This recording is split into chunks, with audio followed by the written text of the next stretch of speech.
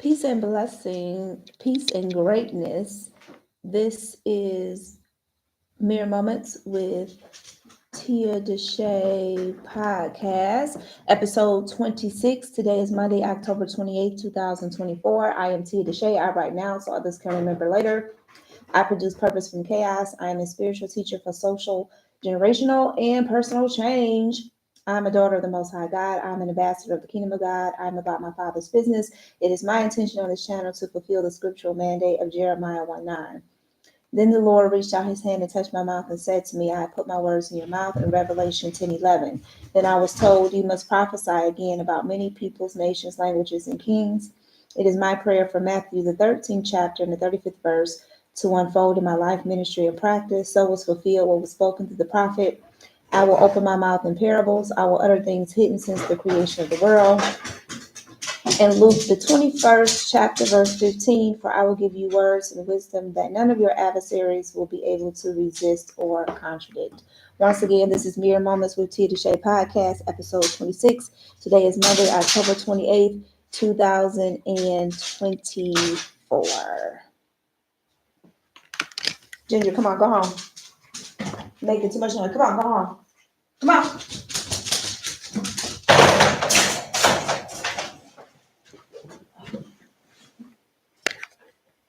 All right, so this episode will be in two parts because at 12 noon I have prayer. I attend prayer at 12 noon. So I know I'm not going to get through all of this in about 30 minutes. So it will be in two parts. So let's look at what we're talking about today. So the topics today on our podcast is election 2024, marriage, perception and deception, and 21-day fast. So let's start off with the election 2024. And I am not here to endorse any particular candidate. I am not encouraging you to vote or not to vote or whatever. What I am encouraging you to do is to when engaging in this election here in America, if you don't live in America and you're listening to this podcast live or the replay, that here in America on November 5th, 2024, America will be electing the next president of the United States for the next 4 years. So this is just really about engaging in the election with intention. Now, I've said it on other podcasts. I've explained that I have not engaged in the presidential election process in America. That's where I live, obviously, since the first time that President Barack Obama ran for office. And I believe in that podcast or video, I misspoke the year in which he ran. I gave the wrong year. I didn't realize it until after I had uploaded the podcast, but I gave the wrong year. But I have not voted. I have not engaged in the presidential election since the first time that President Obama ran for president. That was the last time I voted in the presidential election. And I have not voted for president since. And in that podcast or video, I explain my reasons why. And I don't look down on anybody who votes, and I don't look down on anybody who doesn't vote, because that's your preference and that is your choice. So I don't throw dirt or sling mud on anybody. If that's what you choose to do, that's what you choose to do. The thing is that everything should be done with intention. And as I was thinking about preparing for this podcast, in talking about the election, it is just the negativity that surrounds it. And I just don't want to be involved in any process to the best of my ability, where I knowingly know that it's negative. And I just don't want that negativity. If a process like what's going on here in America with the presidential election, if it involves or entails so much negativity and divisiveness, and you just really seeing people's true colors, whether they're black or white, rich or poor, you see people's true colors. And if this is how people really are, then, and this is what they really think, then I don't want to be a part of that.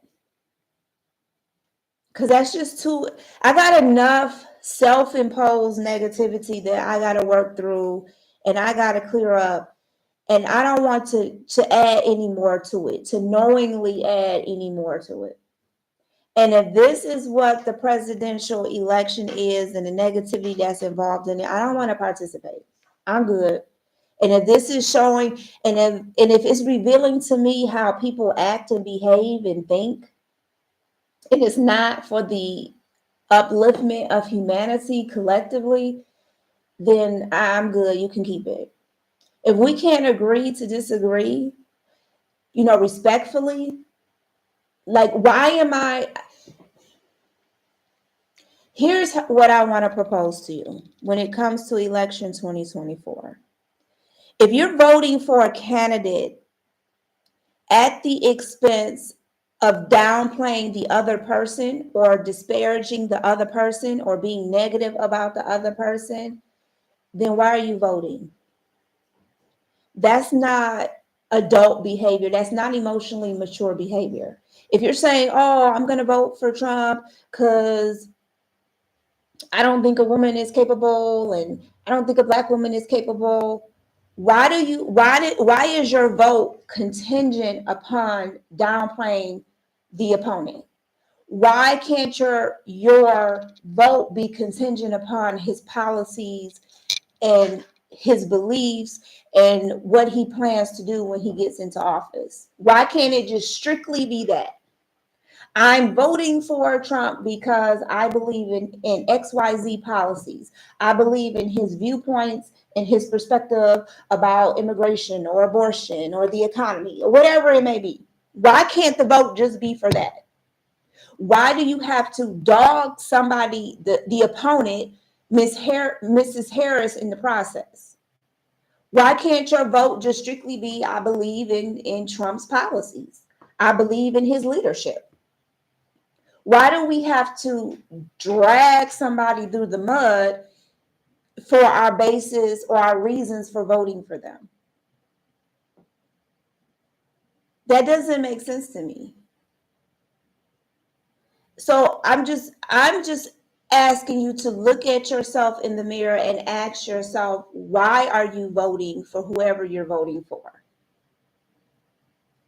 Is when you say I'm voting for Trump or I'm voting for Harris, what comes out your mouth after you say that? If what comes out your mouth is dogging the other person, then you need to check your intentions. Because why do we have to do that? Why can't I'm just the better, and even with both of them, they do it to each other. And then the American public tends to mimic that. Attitude reflects leadership. If you want to know about the people in a particular nation or country, look at the people that they put in office. So when you see Trump and Harris going back and forth with each other, and then you do the same thing, you're no better. And then to put them on a different standard or on a higher pedestal, that just says that you think that they are better than you. You hold them to a different expectation. No, hold yourself to the same expectation. If they're going back and forth with each other and getting personal in debates and saying things that have nothing to do with the issues, and then you turn around and do it, you ain't no better. Y'all all negative together.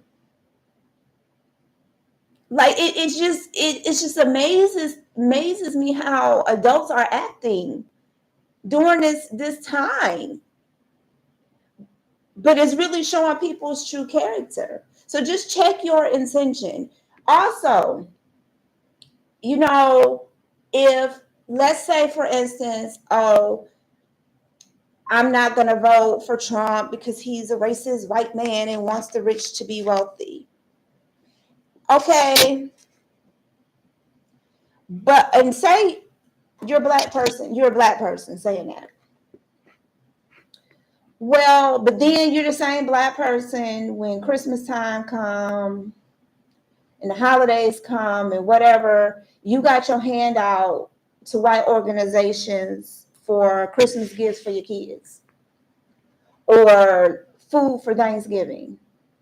But you don't want to vote for Trump because he's a white, racist, misogynistic man. But yet your brothers and your uncles disrespect women. But you don't say nothing about that. He's a white racist man, but yet in the workplace, you will step on the backs of your own brothers and sisters to climb the corporate ladder and please your white boss. But you don't want to vote for Trump because he's a white racist man. You see what I'm saying? Like, be clear about our intentions and how we live. Or I don't want to. I'm going to vote for Harris because she's a black woman, but yet you are a mean girl to your sisters, to another black woman. You want to support Harris because she's a black woman or she's a woman, period, and you know, women can be leaders, which we can. We can. I'm not disputing that. You know, but you so pro Harris because you think it's finally time for women to be in office and women to run this country. And that very well may be true, but when you see another sister on the street, you send it out mean girl vibes.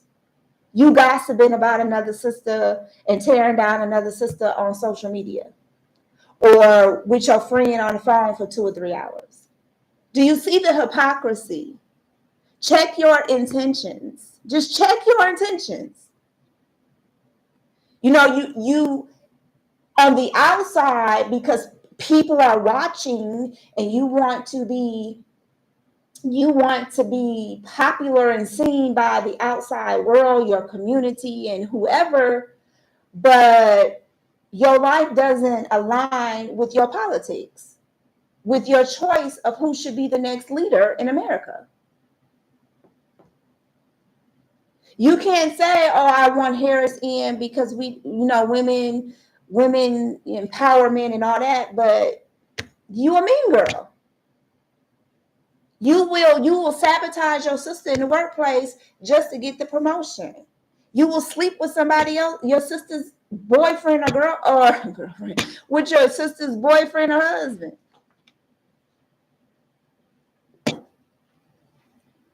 But you want to say, I believe a woman can run this country just as well as a man. And that very well may be true. And it is. It's true. It's accurate. We can.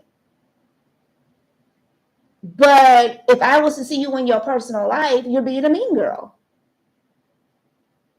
Or even if it was a man saying that. You support Harris, but yet you don't appreciate your wife. You cheating on your wife. Or you're disrespectful to women in general, but you saying I'm going to support Harris because, I think women are able to run the country. But yet if I follow you in your personal life, it doesn't align. You treat women like the dirt on your shoe. I'm just saying in election 2024, make sure that your personal life aligns with your politics. You can't say if you're a black person, oh, I'm going to vote. I'm not going to vote for Trump because, he a white racist person, but yet you participate in white colonialism,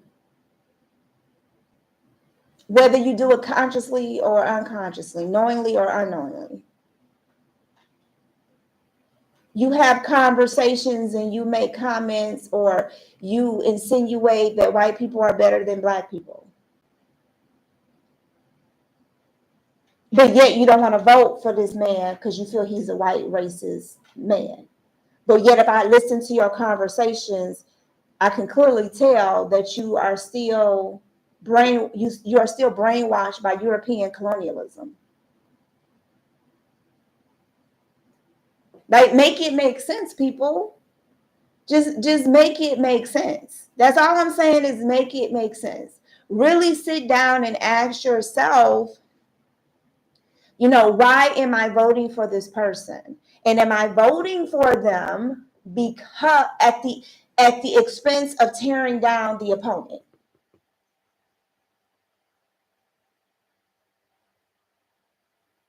Because I can say I'm voting for either one without tearing down the other one.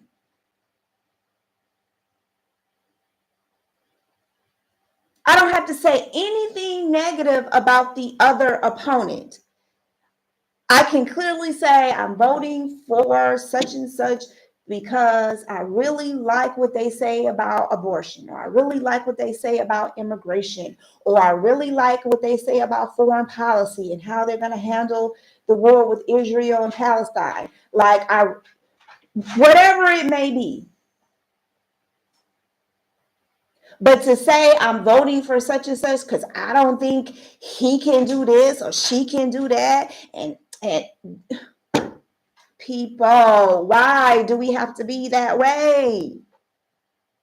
Why do we got to be so negative? And just make sure that your life aligns with your political choice.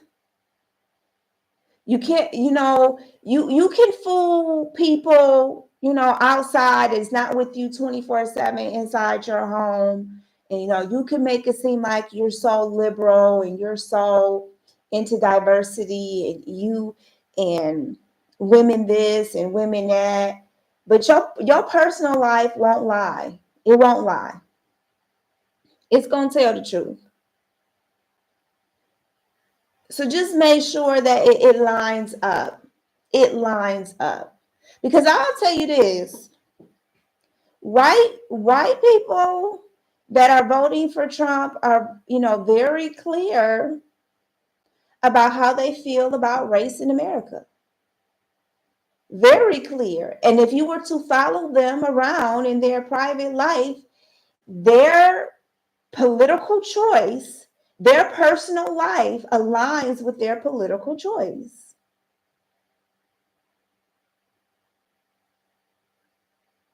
And so I just say to Black people, make sure your personal life aligns with your political choice. The white people who are voting for Trump are their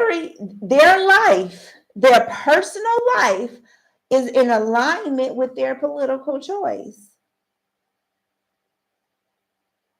Now, there are several, and don't be fooled, there are a lot of Black people who are voting for Trump. And their personal life aligns with their political choice, no matter how contradictory that may sound. That's for you to figure out and you to have peace with and you to reckon with. But their political choice, Blacks who are voting for Trump, their political choice, I'm not saying all, and when I say this, it's never all. There's always going to be an exception to the rule. But for the majority, their political choice aligns with their personal life. So just make sure you're not just participating because you want to just be seen a certain way in the community.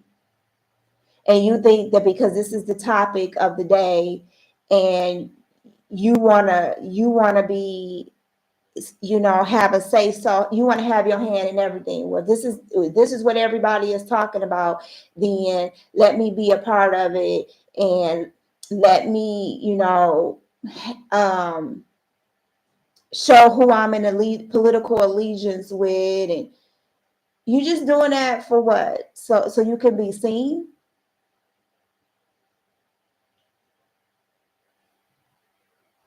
Because it has to line up.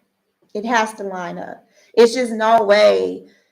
I just don't see it.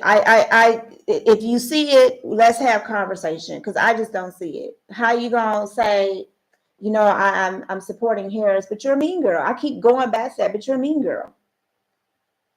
Or if you're a man supporting Harris, you abuse women, you abuse your wife, you abuse, you're just disrespectful to women. But you go vote for a woman. How does that make sense? Like, eventually we have to start living a life, and I work on this daily. Daily, I work on this. That everything I do has to be in alignment with my life. Everything I do has to be in alignment with my life. The decisions and the choices that I make, my life should reflect it. And it's a daily, daily, daily challenge of being intentional. We can't be fake anymore. We can't think that, oh, what I do out in public and what I do in private, nobody will ever see the difference. Yes, they will. Yes, they will see the difference, people. They will see the difference. And so every day, it is a challenge that everything I do has to align with my personal life. We have to be people of integrity.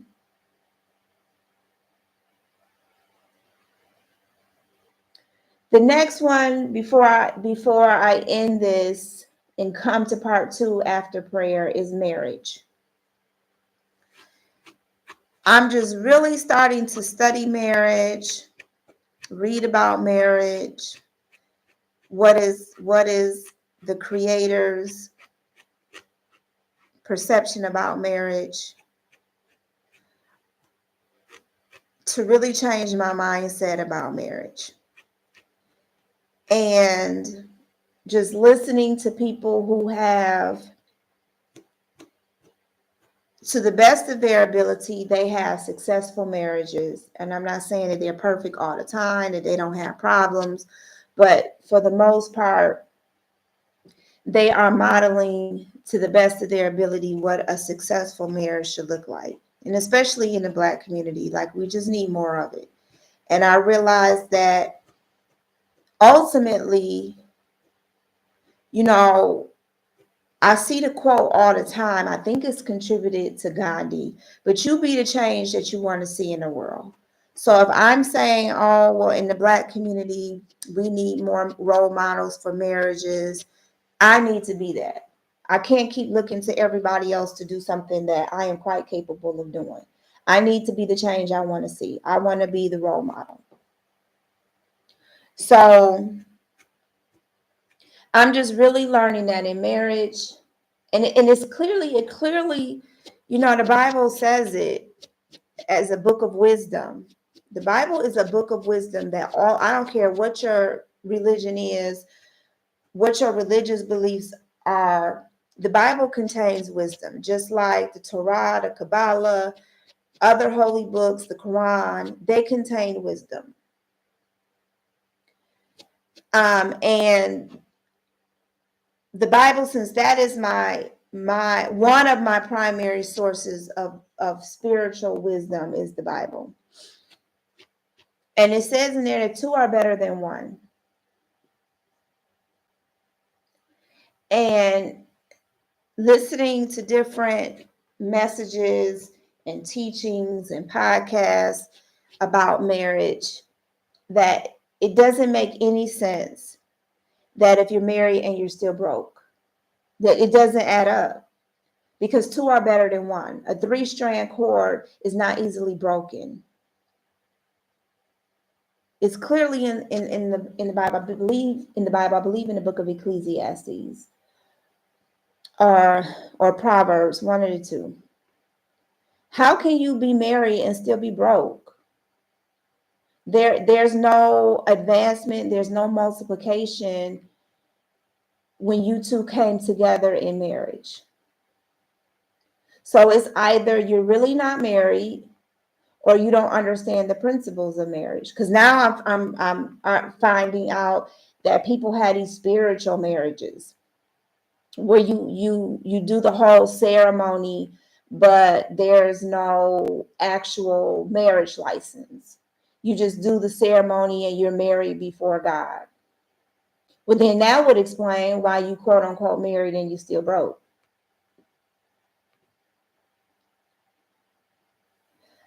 Like, yeah. So because you have a spiritual marriage, but at the end of the day, if one of you dies, you technically have no legal rights to any of their property, anything, because in the eyes of the state or in the eyes of the nation, you're not married. You have this spiritual marriage, but legally you're not married in that particular state. And so when the spouse dies, you can't contest anything. You can't ask for anything in the marriage because legally you're not married. You engaged in this spiritual marriage, but that doesn't afford you any rights to any property, any inheritances when your spouse dies. So that would explain why, some people are quote unquote married, but they're still broke. Because that cannot be. Two are better than one. How are you married and you broke? How are you married and you have nothing to show for the years that you've been married? You haven't grown. You don't have a project that you and your husband or wife worked on together and you're seeing the fruit of it. You didn't start a business. You didn't start an organization. You haven't saved money. You didn't buy properties. You have nothing to show for the marriage. How is that possible? I cannot comprehend it. Two are better than one. Even in just a basic practical example, that if you're at work and two people are on a project, it gets done faster because it's two of you. It's more creative. It's more exciting, dynamic. It's more fruitful. If you're cleaning up, it takes less time to clean up when there's more than one person cleaning up. That's just a practical example. Two is better than one. You do things faster when it's more than one person. Another practical example. You've been to the store and we've all had this experience when we're at the store and guess what? It's only one cashier and the line is literally to the back of the store. But when they open up another register, you see how fast it goes? Two is better than one. That's a practical example that we all can relate to. Two is better than one. So how can that not apply to marriage? So either you're not really married or you all came into the marriage and you don't understand the principles of marriage. You're not on the same page when it comes to marriage because you don't understand the principles of marriage. So therefore, you're not seeing the benefit of being married. Because at the end of the day, despite the challenges that come along with marriage, at the end of the day, both people should be able to say, I am so much better because of my husband and wife or husband and wife. I'm so much better. I've accomplished so much more because I got married. My life has drastically changed for the better because I got married. Now I wasn't doing too bad. I wasn't doing too shabby when I wasn't married. But now that I'm married, oh, it don't just take me to another level. Because not to say that you're just,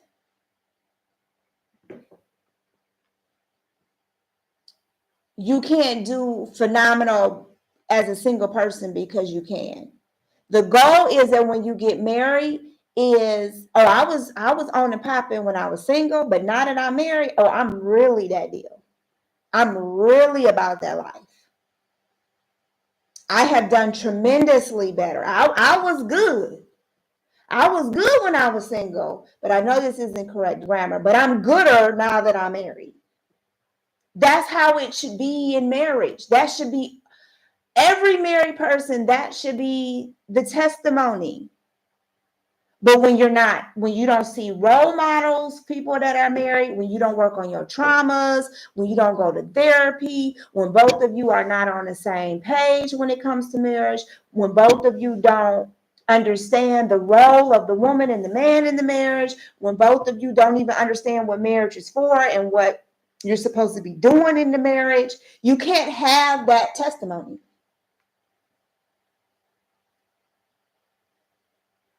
You can't have it because no one taught you and explained to you what marriage is and what you should accomplish in marriage. But it's just no way that you should be worse off married than you were when you were single. It doesn't add up. The math ain't mathing.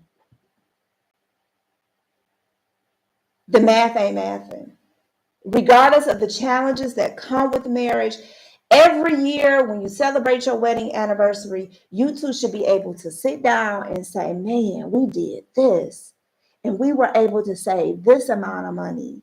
And we were able to buy this. And we were able to start this.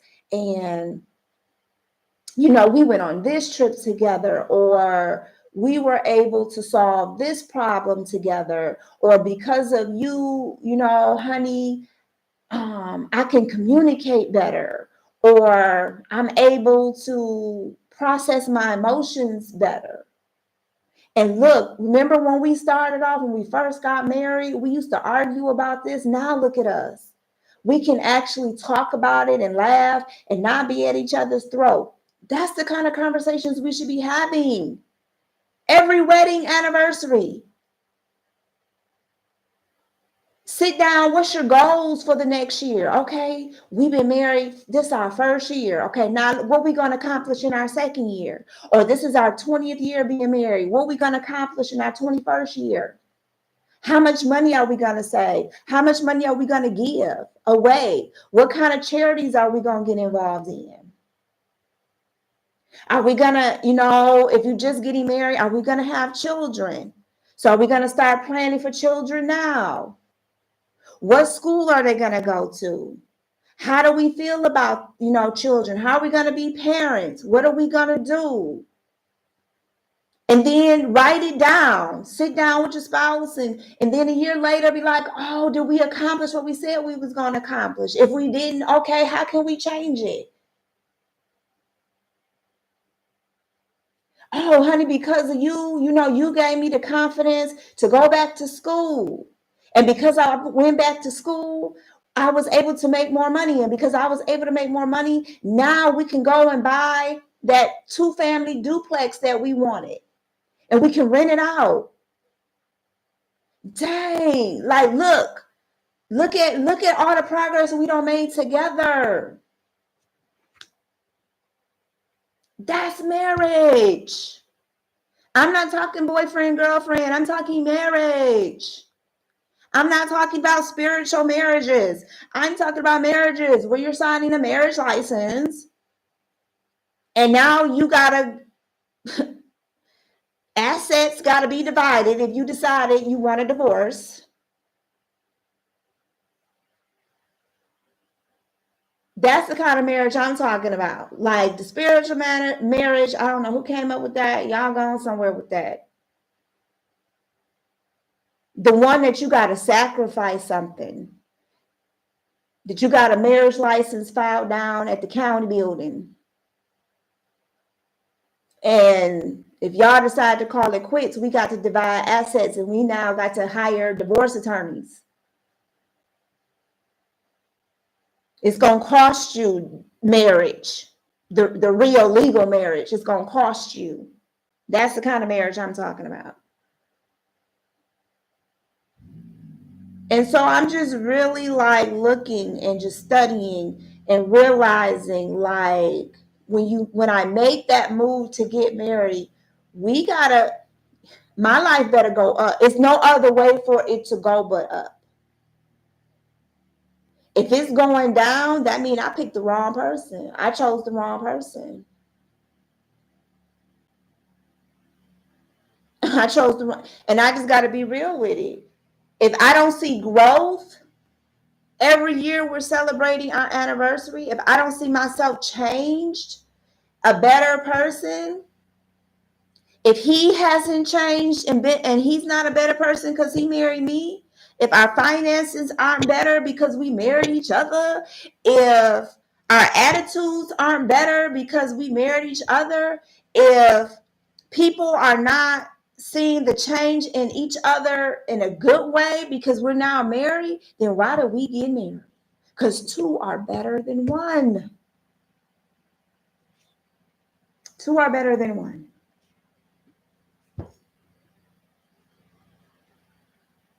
And I'm going to end it here because I have to go to 12 noon prayer. I don't play. 12 noon prayer. I got 12 noon prayer. So I'm going to come back for part 2 of episode 26. And we're going to talk about perception and deception in this 21-day fast that I just completed on yesterday. So I know that you enjoyed this first half of this episode 26. And remember, you don't have to agree with nothing I say. It's a podcast. The whole point of the podcast is just to tell you what's in my head and what I've been thinking about and to give you a different perspective. It's just like I'm just thinking out loud because I'm here every day trying to figure this thing called life out with the help of God and the Holy Spirit. I'm just trying to figure this thing called life out and figuring me out and to be a better me every single day. And hopefully it's something, I don't want to say hopefully, I know it's something that I said that either got you mad, angry, or thinking, or looking at life in a different perspective. And all of it is all well and fine. At least you're thinking, because not too many people in this world can say that they think. They're just on autopilot. And whatever somebody tells them, they just, oh, okay, sure, that's what I'll believe. So even if you get angry, if you don't agree, at least you're thinking. And that's a positive thing. And anger is a good thing. Being angry is a good thing because now you can assess, well, why did I get angry? And where did this anger come from? And am I really angry for the reason I said I was? Or do I need to go and deal with something that I haven't dealt with? It's amazing. I'm telling y'all, it's just amazing. So I'll be back after 12 noon prayer to talk about perception and deception and the 21-day fast. So thank you so much. Until next time, stay great, stay aware, and pay attention to what you don't see because what you don't see will help you make sense of what you are seeing. Have a great day.